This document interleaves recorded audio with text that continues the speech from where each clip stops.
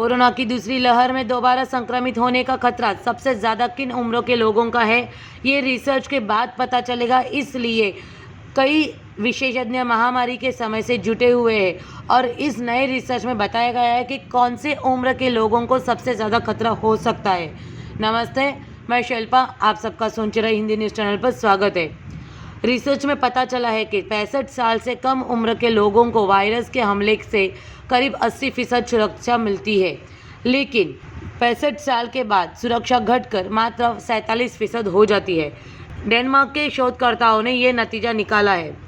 Corona virus से उभर चुके बूढ़े लोग नहीं मान सकते कि उनको दूसरे हमले से सुरक्षा मिल गई है। डेनमार्क में किए गए रिसर्च से पता चला है कि 65 साल से कम उम्र कोविड-19 से ठीक हो चुके लोगों को कम से कम 6 महीने तक दोबारा संक्रमण से 80% सुरक्षा मिलती है, मगर 65 साल से ज़्यादा उम्र के लोगों में सुरक्षा का फीसद सिर्फ 47 होता है।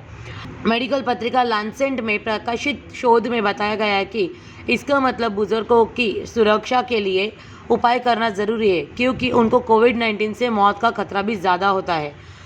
स्टेटेंस सीरम इंस्टीट्यूट के शोधकर्ता स्टीन एथिलबर्ग ने कहा, हमारा रिसर्च पुष्टि करता है कि जवान सेहतमंद लोगों में कोविड-19 से दोबारा संक्रमण दुर्लभ है, मगर बुजुर्गों को वायरस की चपेट में दोबारा आने का जोखिम अधिक है।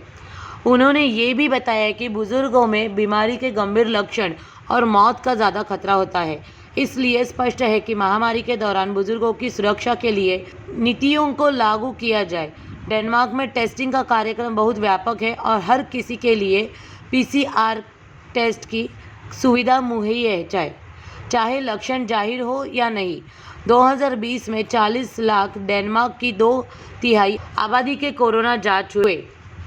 शोधकर्ताओं ने मार्च से मई 2020 तक के बीच पहली लहर के दौरान कोरोना पॉजिटिव पाए गए लोगों के डेटा की तुलना सितंबर से दिसंबर के दौरान दूसरी लहर में टेस्ट किया।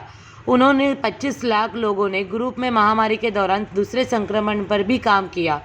नतीजे से पता चला कि सामान्य रूप में मरीजों को एक बार बीमारी होने के बाद दोबारा संक्रमण से सिर्फ 80% सुरक्षा मिलती है और ये घटकर 65 साल से ज़्यादा उम्र के लोगों को सिर्फ 47% रह जाता है।